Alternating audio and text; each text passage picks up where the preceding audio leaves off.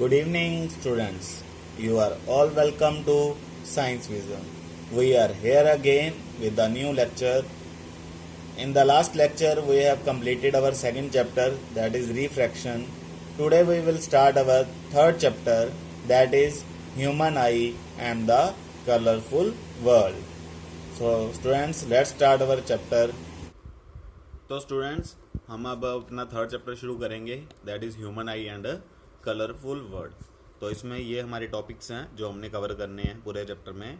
First topic is function of human eye and then we will do defects of vision and their corrections, application of spherical mirrors like concave mirror और convex mirror और lens and lenses also, and then refraction through glass prism, dispersion of light, scattering of light and application in daily life of scattering of light. तो students, अगर आपको याद हो, अगर आप इस टॉपिक को ध्यान से देखो, रिफ्रैक्शन थ्रू ग्लास प्रिज्म, ये हमने अपने रिफ्रैक्शन वाले चैप्टर में डिस्कस किया था और हम रिफ्रैक्शन पढ़ के आए हैं.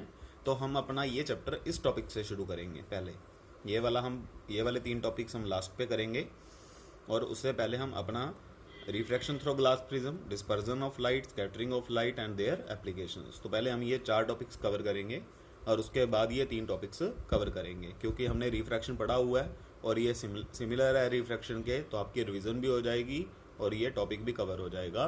तो we will start from refraction through glass prism. तो स्टूडेंट्स, फॉर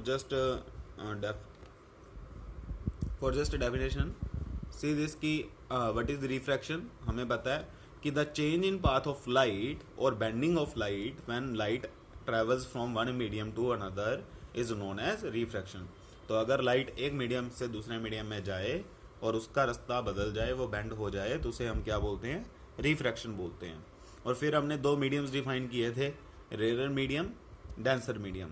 रेयर मीडियम वो था जिसमें स्पीड ऑफ लाइट ज़्यादा होती है और डेंसर मीडियम वो था जिसमें स्पीड ऑफ लाइट कम होती है. और हमने फिर 2 रूल्स भी किए थे. हमने ये किया था कि अगर white light when light enters from the rare to denser medium, अगर कोई लाइट रे रेयर से डेंसर में जा रही है तो वो टुवर्ड द नॉर्मल बेंड करती है, और अगर वो डेंसर से रेयर जा रही है तो वो away from the normal bend करती है. तो फॉर जस्ट रिवीजन आप ये देख सकते हो इस डायग्राम को कि ये हमने एक ग्लास स्लैब बनाई है बेसिकली, और उसमें एक इंसिडेंट लाइट रे है और ये एंगल ऑफ इंसिडेंस है, और ये वाला एयर मीडियम है जो कि रेयर है, और ये ग्लास स्लैब है तो ये डेंसर मीडियम है. और जब लाइट रे रेयर से डेंसर में एंटर कर रही है तो वो टुवर्ड द नॉर्मल, ये उसका ओरिजिनल पाथ है पर वो इधर को बेंड कर गई है, तो ये उसका एक्चुअल पाथ हो गया अब. तो इसका मतलब क्या हुआ कि ये बेंड हो गई, तो this is known as refraction. और अगर आप देख पा रहे हो कि रेयर से डेंसर आते हुए वो टुवर्ड द नॉर्मल बेंड हुई है, और वैसे ही जब वो डेंसर से, जब ग्लास से बाहर आएगी एयर में, तो वो डेंसर से रेयर ट्रैवल करेगी, तो वो फिर से away from the normal, this is the normal line, and वो away from the normal bend कर रही है. तो इस नॉलेज के साथ हम प्रिज्म के साथ अपनी डिस्कशन शुरू करेंगे. तो प्रिज्म के साथ शुरू करते हैं. So students, this is our glass prism. You can see it has triangular base. इसका बेस क्या है? ट्रायंगल. हम जब इसे ऐसे रखेंगे तो ट्रायंगल दिखेगा आपको, और इसके बाकी फेसेस क्या हैं? रेक्टेंगल और स्क्वायर हैं. ये वाले फेसेस हैं, वो रेक्टेंगल है, पर जो इसका बेस है, जो ये अपसाइड ये वाला पोर्शन है और ये वाला पोर्शन है, ये ट्रायंगल है. तो हम इसके साथ रिफ्रैक्शन को समझते हैं. तो हम क्या करेंगे, सबसे पहले इसके साथ रे डायग्राम बनाते हैं इसका. तो इसको सेंटर में रख के पेज के आप इसकी आउटलाइन ड्रॉ करो, इसको फिक्स रखो अच्छे से.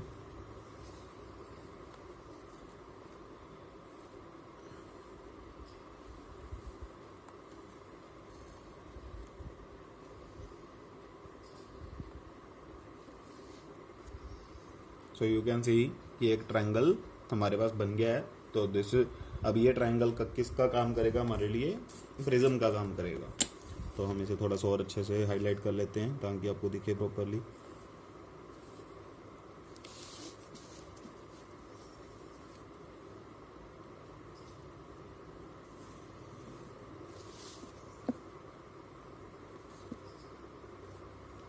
And you can see our prism.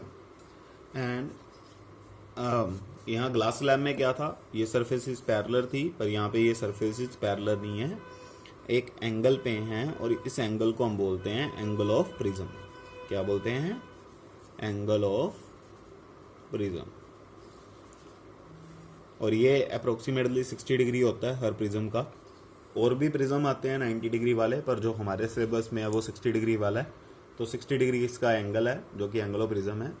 और अब हम रिफ्रैक्शन स्टडी करेंगे इस ग्लास से। और ये एक ग्लास प्रिज्म है, ये ग्लास का प्रिज्म है और ये एयर में रखा गया है। तो ये हमारा रेयर मीडियम हो गया और ये हमारा डेंसर मीडियम हो गया। ठीक है स्टूडेंट्स, तो अब हम क्या करते हैं, हमें एक इंसिडेंट रे चाहिए। तो इसकी हम एक सरफेस को मान लेते हैं कि हम इस सरफेस पे इंसिडेंट कर रहे हैं। तो लेट अस सपोज कि ये लाइट रे क्या है, हमारी इंसिडेंट लाइट है।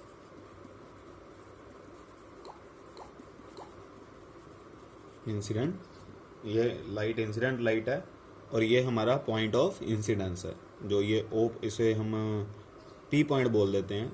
तो जो ये पी पॉइंट है हमारा, ये पॉइंट ऑफ इंसिडेंस है, पी पॉइंट।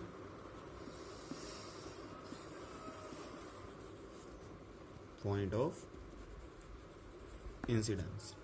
अब उसके बाद हमें पता है कि रिफ्रैक्शन करने के लिए सबसे पहले नॉर्मल बनाना जरूरी है और वो नॉर्मल सरफेस के परपेंडिकुलर होता है।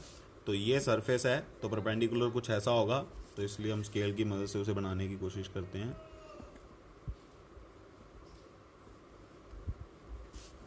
तो आप देख पा रहे हो कि कुछ ऐसा नॉर्मल बनेगा हमारे पास और ये इसके परपेंडिकुलर होना चाहिए। और हमें पता है कि अब लाइट रेयर से डेंसर में जा रही है, क्योंकि ये डेंसर मीडियम है, ये रेयर मीडियम है। तो light towards the normal bend करेगी। तो ये लाइट का एक्चुअल पाथ होना था अगर सीधी जाती, पर अब वो बेंड करेगी तो इस टुवर्ड्स द नॉर्मल बेंड करनी है, ये भी पता है। तो वो कुछ ऐसे बेंड कर जाएगी। तो इसका मतलब इस पाथ के थ्रू जाएगी, ना कि इस पाथ के थ्रू जाएगी।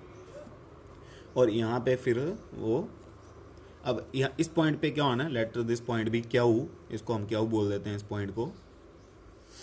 तो अब इस पे भी नॉर्मल बना सकते हैं। इस सरफेस पे नॉर्मल कुछ ऐसा बनेगा, क्योंकि ये सरफेस है और ऐसा कुछ ऐसा नॉर्मल बनेगा। तो दिस इज द नॉर्मल। और लाइट रे को ऐसे जाना चाहिए था, पर वो अवे फ्रॉम, अब डेंसर से रेयर आ रही है तो अवे फ्रॉम द नॉर्मल जाएगी, तो वो थोड़ा सा ऐसे चली जाएगी। तो यू कैन सी, अब देखो कि पहले लाइट इस एंगल पे आई जो कि इंसिडेंस एंगल था, फिर वो रिफ्रैक्ट हुई, तो ये एंगल ऑफ रिफ्रैक्शन हो गया। और उसके बाद वो दोबारा ट्रांसमिट हुई। इसको हम, जो ये वाली लाइट रे है, इसको हम क्या बोल सकते हैं, रिफ्रैक्टेड रे। रिफ्रैक्टेड रे। और इस लाइट रे को क्या बोल सकते हैं, ट्रांसमिटेड रे। ट्रांसमिटेड रे। और ये लाइन क्या है, नॉर्मल लाइन है। और ये एंगल क्या है, इसको हम ई से डिनोट कर देते हैं, ई एंगल से। इसको कई बार बोल देते हैं इमर्जेंट एंगल। क्या बोलते हैं, इमर्जेंट एंगल। तो इसका मतलब आप देख पा रहे हो कि लाइट ने इस डायरेक्शन में जाना था, इस डायरेक्शन में, पर वह लाइट इस डायरेक्शन में चली गई। तो वो कितने एंगल पे गई, तो इसे हम थोड़ा सा बैक एक्सटेंड करते हैं, इस वाली लाइट रे को, इमर्जेंट लाइट रे को। तो आप देख पाओगे कि उसने इस डायरेक्शन में जाना था पर वो इस डायरेक्शन में चली गई, तो इतना एंगल का, और इसे हम डेल्टा बोलते हैं। इस एंगल को क्या बोलते हैं, डेल्टा। कि इस लाइट रे ने इस पाथ में जाना था पर वो इस पाथ में चली गई, तो कितने का एंगल आया, डेल्टा का। और this delta is known as angle of deviation. Angle of deviation. So clear student, so you can see. तो ग्लास प्रिज्म में क्या हुआ था, ग्लास प्रिज्म में याद है आपको क्या हुआ था, और ग्लास स्लैब में, सॉरी, इसमें जो इंसिडेंट लाइट रे थी और जो इमर्जेंट लाइट रे थी, वो दोनों पैरेलल थी। वो दोनों क्या थी, पैरेलल थी। पर अब क्या हो रहा है हमारे वाले केस में, वो पैरेलल नहीं है, वो किसी एंगल डेल्टा पे हैं, और उस एंगल को हम क्या बोलते हैं, एंगल ऑफ डेविएशन। डेविएशन क्यों बोला गया, क्योंकि लाइट रे इधर जानी थी, इधर डेविएट हो गई, तो कितना डेविएट हुई, इस एंगल से, तो इसलिए इसको क्या बोल दिया, एंगल ऑफ डेविएशन। तो स्टूडेंट्स ये आपको समझ आ गया होगा I think, refraction through glass prism. तो इसे अगर मैं नीटली बना दूं आपके लिए, थोड़ा सा लेबलिंग को हटा के,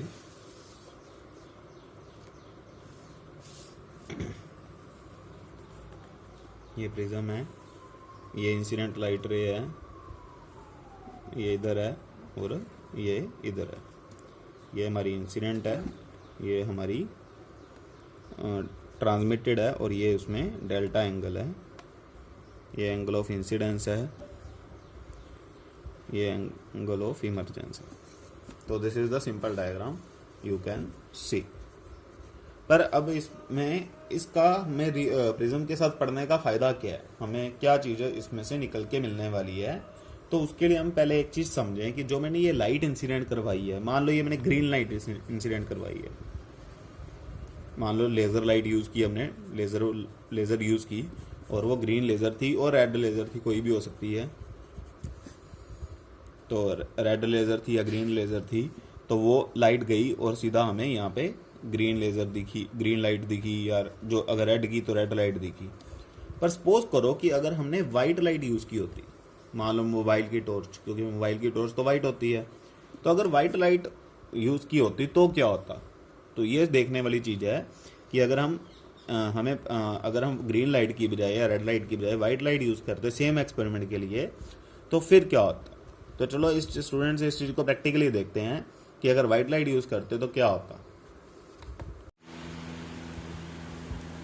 रिफ्रैक्शन को थ्रू ग्लास प्रिज्म प्रैक्टिकली देखने के लिए हमें सबसे पहले तो प्रिज्म चाहिए, एक ग्रीन लाइट सोर्स चाहिए और एक वाइट लाइट सोर्स चाहिए। तो सबसे पहले हम क्या करेंगे, हम एक प्रिज्म लेंगे, उस पर ग्रीन लाइट इंसिडेंट करेंगे और देखेंगे कि क्या होता है, और फिर हम उसी पे वाइट लाइट को इंसिडेंट करके देखेंगे कि क्या होता है। So start with our green light.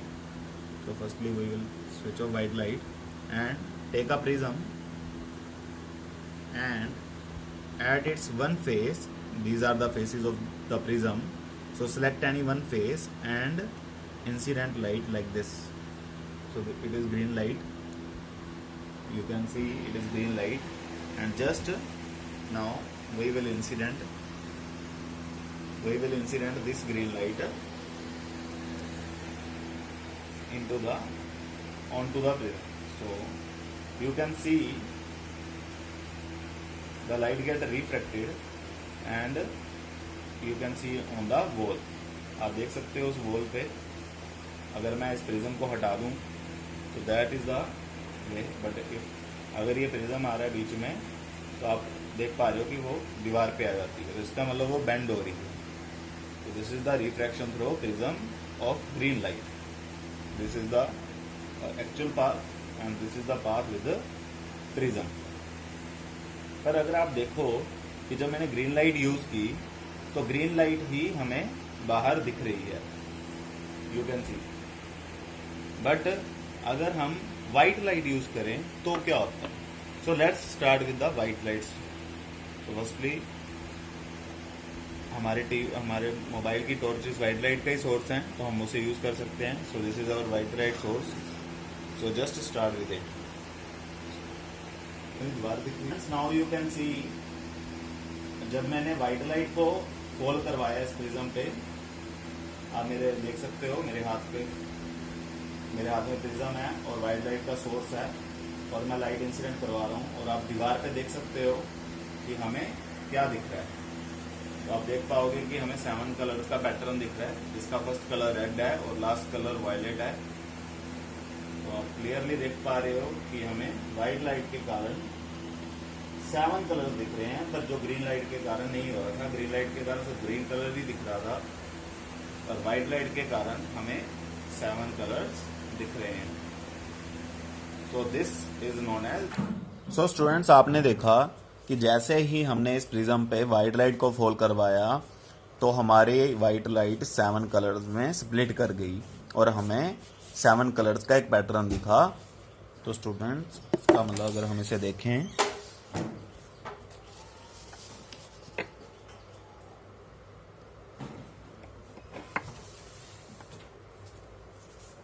तो ये हमारे पास प्रिज्म था, और अगर हमने इस पे वाइट लाइट इंसिडेंट करवाई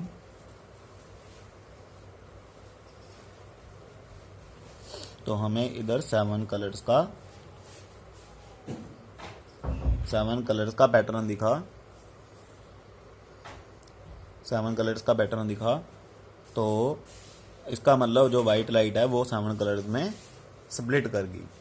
और स्टूडेंट्स, हम इस फिनोमिना को, वाइट लाइट का स्प्लिट हो जाना 7 कलर्स में, इसको बोलते हैं डिस्पर्जन ऑफ लाइट। क्या बोलते हैं स्टूडेंट्स?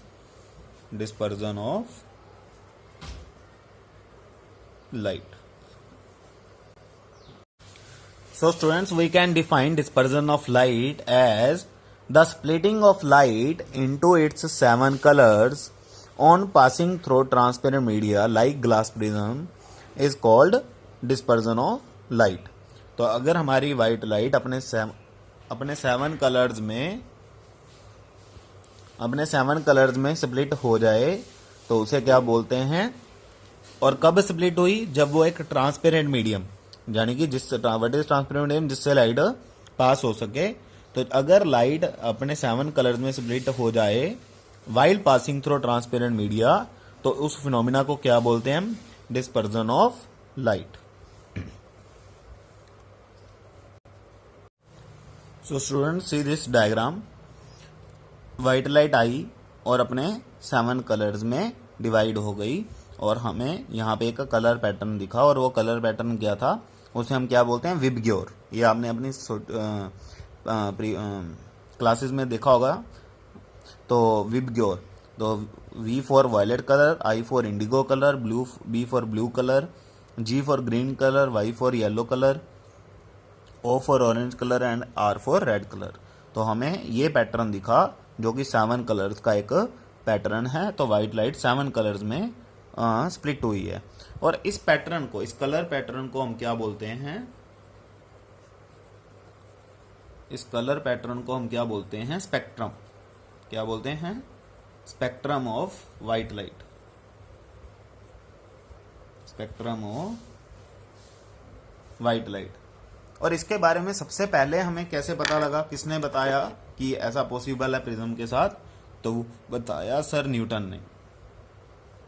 जो न्यूटन हम पढ़ते हैं, न्यूटन सर जो हैं हमारे साइंटिस्ट थे, उन्होंने ये डिस्कवर किया था कि अगर वाइट लाइट को प्रिज्म पे इंसिडेंट करवाया जाए तो वो 7 कलर्स में स्प्लिट होती है, और इसको हम बोलते हैं डिस्पर्जन ऑफ लाइट। अब क्वेश्चन ये है कि ये डिस्पर्जन ऑफ लाइट हुआ क्यों, है ना? और ये हम डेली लाइफ में कहाँ देखते हैं डिस्पर्जन ऑफ लाइट? जब रेनबो बनता है। तो rainbow is basically formation of rainbow is basically a dispersion of light. तो वो हम करेंगे अभी थोड़ी देर में कि वो रेनबो बनता कैसे है, पर उससे पहले हमने डिस्पर्जन को समझना है, और ये समझना है कि ये डिस्पर्जन हुई क्यों। तो ये हमने समझना है कि डिस्पर्जन क्यों हुई। तो let's discuss about cause of dispersion. Dispersion का कॉज समझने के लिए स्टूडेंट्स हमें पहले एक टर्म समझनी पड़ेगी जो आपने पिछले चैप्टर की हुई है। तो मैं जस्ट इंट्रोड्यूस कर रहा हूँ उस टर्म को दोबारा।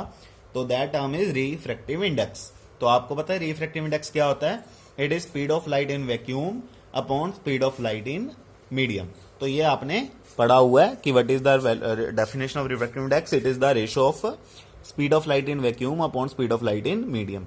और हमें यह भी पता है कि जितना ज्यादा रिफ्रैक्टिव इंडेक्स होता है उतनी ही ज्यादा बेंडिंग होती है लाइट की। जितना ज्यादा रिफ्रैक्टिव इंडेक्स होगा मीडियम का, उतनी ही बेंडिंग ज्यादा होगी। तो ये लाइट बेंड करती है, मान लो ये ग्लास प्रिज्म है, ये इंसिडेंट लाइट है और ये बेंड हो रही है, ये अपना रास्ता चेंज कर रही है। तो ये बेंडिंग कितनी ज्यादा होगी ये कौन डिसाइड करेगा? इस ग्लास का रिफ्रैक्टिव इंडेक्स। तो जितनी भी ज्यादा उसका रिफ्रैक्टिव इंडेक्स होगा उतनी ही बेंडिंग ज्यादा होगी, जितना रिफ्रैक्टिव इंडेक्स कम होगा उतनी बेंडिंग कम होगी। तो स्टूडेंट्स हमें ना एक चीज ये पता लगी कि जो हमारे पास, क्योंकि हमारे वाइट लाइट में तो 7 कलर्स हैं और 7 कलर्स डिफरेंट कलर्स हैं, red, blue, green, blue, yellow, और उन सभी कलर्स की जो स्पीड है वो डिफरेंट होती है। हर एक कलर की स्पीड डिफरेंट होती है। तो मान लो रेड कलर, तो रेड कलर के लिए जो स्पीड है वो सबसे ज्यादा है और वायलेट कलर के लिए जो स्पीड है वो सबसे कम है। तो इसका मतलब क्या हुआ अगर आप इस फॉर्मूले में, तो हम पहले refractive index for red colour लिखते हैं, तो that is speed of light in vacuum upon speed of red light in medium. और अगर हम वायलेट लाइट के लिए लिखें तो refractive index for violet light is speed of light in vacuum upon speed of violet light in medium. तो हमें जैसे पता है, मैंने अभी बताया कि स्पीड ऑफ रेड कलर है वो स्पीड ऑफ वायलेट लाइट से बहुत ज़्यादा है। तो ये आपने मतलब याद रखना है कि जो रेड लाइट की स्पीड है वो वायलेट की स्पीड से ज़्यादा है। तो इसका मतलब अगर रेड की स्पीड वायलेट से ज़्यादा है तो रिफ्रैक्टिव इंडेक्स रेड का बहुत ज़्यादा कम हो गया as compare to violet colour, क्योंकि ये डिनोमिनेटर में है। तो डिनोमिनेटर अगर कम है तो इसका मतलब ये टर्म बड़ी हो जाएगी। तो इसका मतलब रिफ्रैक्टिव इंडेक्स जो रेड कलर का है वो लेस हो जाएगा as refractive index for violet light. और अभी मैंने आपको बताया कि अगर रिफ्रैक्टिव इंडेक्स जिस चीज़ का ज़्यादा होगा वो उतना ही बेंड करेगा। तो more the refractive index more is the bending. तो अब रेड कलर का तो रिफ्रैक्टिव इंडेक्स कम है, तो दिस मीन जो बेंडिंग ऑफ लाइट है फॉर रेड कलर वो भी कम हो जाएगी। और refractive index for violet light ज़्यादा है, तो इसका मतलब बेंडिंग ऑफ वायलेट लाइट ज़्यादा हो जाएगी as compare to red colour. तो ये स्टूडेंट्स आपको समझ आता है कि रेड कलर के लिए बैंडिंग सबसे कम होगी और वायलेट कलर के लिए बैंडिंग सबसे ज़्यादा होगी। और हम जैसे ही रेड कलर से वायलेट की तरफ जाएंगे सारे कलर से होते हुए तो बैंडिंग बढ़ती जाएगी और वायलेट कलर पे जाके बैंडिंग सबसे ज़्यादा हो जाएगी। तो अगर आप उस डायग्राम को अब दोबारा देखो, मान लो कि ये डायग्राम है हमारे पास दोबारा, और इस डायग्राम में ये वाइट लाइट आ रही है और इसमें 7 कलर्स हैं। पर जैसे ही ये डेंसर मीडियम में जाएगा तो ये रिफ्रैक्शन होगी, पर हर कलर डिफरेंट रिफ्रैक्ट करेगा, वो अभी हमने सीखा। तो सबसे कम कौन रिफ्रैक्ट करेगा? Red colour. तो देखो सबसे ज़्यादा कम बैंड कौन करेगा? रेड कलर सबसे कम बैंड करेगा। तो आप देख पा रहे हो कि जो ये रेड कलर, ये वाली लाइट रे है, ये सबसे कम बैंड हुई है, क्योंकि ये लाइट रे इधर जा रही थी और ये इधर होगी, तो इतनी ही बैंड हुई है ये सिर्फ। तो सबसे कम बैंड हुई है। और सबसे ज़्यादा कौन बैंड हुआ है? लाइट इधर जा रही थी और ये वाली, ये लाइट रे सबसे ज़्यादा बैंड हुई है और ये सबसे कम बैंड हुई है। तो जो सबसे कम बैंड हुई है वो कौन सी होगी? Red light. अभी हमने सीखा कि रेड लाइट की जो बैंडिंग है वो सबसे कम होगी। और जो ये सबसे ज़्यादा बैंड हुई है वो कौन सी होगी? Violet light. और जो सबसे कम हुई है वो कौन सी है? Red light. तो इसका मतलब हमें रेड कलर ऊपर की तरफ दिखेगा और वायलेट कलर नीचे की तरफ दिखेगा, क्योंकि वायलेट कलर सबसे ज़्यादा बैंड हुआ है और रेड कलर सबसे कम बैंड हुआ है। तो this is due to the different of speeds in the medium. हर कलर की अपनी अपनी स्पीड है, तो उस स्पीड डिफरेंस के कारण ये हो रहा है कि लाइट 7 कलर्स में स्प्लिट हो रही है, क्योंकि हर एक की स्पीड डिफरेंट है, तो हर एक की बैंडिंग डिफरेंट है। तो बैंडिंग डिफरेंट होने के कारण वो लाइट अपने 7 कलर से स्प्लिट हो रही है और एक स्पेक्ट्रम दे रही है। तो student, this is the cause of dispersion, कि उनकी स्पीड डिफरेंट होने के कारण वो डिफरेंट रिफ्रैक्टिव बैंड होती हैं और डिफरेंट बैंडिंग के कारण वो 7 कलर्स में स्प्लिट हो जाती हैं। तो इसको स्टूडेंट अच्छे से पढ़ना है, ये बहुत इंपॉर्टेंट टॉपिक है एग्जाम के पॉइंट ऑफ व्यू से भी और बेसिक अंडरस्टैंडिंग के बेसिस पे भी। क्योंकि अगर आपसे कोई क्वेश्चन पूछे कि आप रेनबो बनाया और रेड कलर ऊपर ही क्यों बना, और वायलेट, आपने देखा होगा जब भी रेनबो बनता है, अगर आपने इस लेक्चर की स्टार्टिंग देखी है तो मैंने एक रेनबो की इमेज लगाई हुई थी। उस रेनबो में भी रेड कलर ऊपर था और वायलेट नीचे था। तो आप ये समझ पाओगे कि अब आपको इसका आंसर क्लियर हो जाएगा कि रेड ऊपर ही क्यों बनता है, क्योंकि वो सबसे कम बैंड हुआ होता है, और जो वायलेट है वो सबसे ज़्यादा बैंड हुआ होता है, जिसके कारण क्या होता है कि रेड कलर ऊपर दिखता है और वायलेट कलर नीचे दिखता है। तो I think dispersion of light is clear to you all कि ऐसा क्यों हुआ। आप स्टूडेंट एक चीज पूछ सकते हो मुझसे कि सर हमने 7 कलर्स में स्प्लिट तो कर लिया, पर क्या हम 7 कलर्स को दोबारा वाइट लाइट बना सकते हैं कि नहीं बना सकते? तो students, yes, that can be possible. अगर हम ऐसा अरेंजमेंट करें कुछ कि आप एक प्रिज्म लो,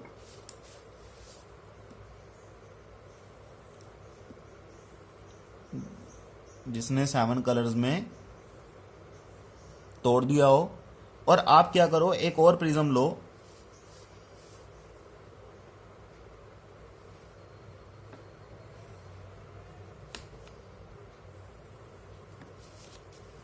और उसे उल्टा प्लेस कर दो पहले वाले प्रिज्म के साथ। तो ऐसा स्ट्रक्चर बनाओ कि एक प्रिज्म लो और उसके साथ एक और उल्टा प्रिज्म अगर आप प्लेस कर दो तो उससे होगा क्या, जब ये लाइट बाहर निकलेगी तो इस पे जाएगी, इस प्रिज्म पे जाएगी, और इस प्रिज्म के कारण फिर रिफ्रैक्शन होगी, तो ये लाइट रे कुछ ऐसी चली जाएगी, क्योंकि टुवर्ड द नॉर्मल बेंड करना है, लाइट इधर जा रही थी, नॉर्मल इधर है, तो वो टुवर्ड द नॉर्मल बेंड हुई, तो लाइट ऐसे हो जाएगी। और जब इस प्रिज्म से बाहर निकलेगी तो वो सिर्फ एक लाइट होगी, क्योंकि जो जितना इससे प्रिज्म ने स्प्लिट किया होगा उतना ही ये प्रिज्म उसे रिकम्बाइन कर देगा। तो अगर हम दो प्रिज्म यूज करें तो हम वाइट लाइट को दोबारा स्प्लिटेड लाइट को दोबारा कंबाइन करके वाइट लाइट बना सकते हैं। तो student this is the way to make white light again. अगर आपने वाइट लाइट इंसिडेंट की है, वो 7 कलर्स में स्प्लिट हो गई है, तो आप उसके साथ एक उल्टा प्रिज्म रख दो, तो जितना जो काम पहले वाले प्रिज्म ने किया होगा दूसरा प्रिज्म उसका उल्टा कर देगा, क्योंकि हमने उसे उसी वे में रखा हुआ है, तो हमें वाइट लाइट दोबारा मिल जाएगी। तो this is the recombination of spectrum, this is known as recombination. पहले वाले को डिस्पर्जन बोलते थे फिनोमिना को, इसको बोलते हैं recombination of spectrum. So clear students it is. So I think dispersion of light is clear to you. I have shown practically also. So read it properly, and next time we will do scattering of light. Next time we will do scattering of light. So I think dispersion of light is clear to you all. And then we will do scattering of light. और students अभी भी अगर आपको कोई इसमें doubt हो तो आप मुझे पर्सनली कॉल करके या व्हाट्सएप पे मैसेज करके पूछ सकते हो कि सर ये पॉइंट नहीं समझ आया, और आप मुझे अपना फीडबैक भी दे सकते हो कि आपको समझ आ रहे हैं मेरे लेक्चर्स के नहीं। So stay home, stay safe, learn more, and thanks for watching.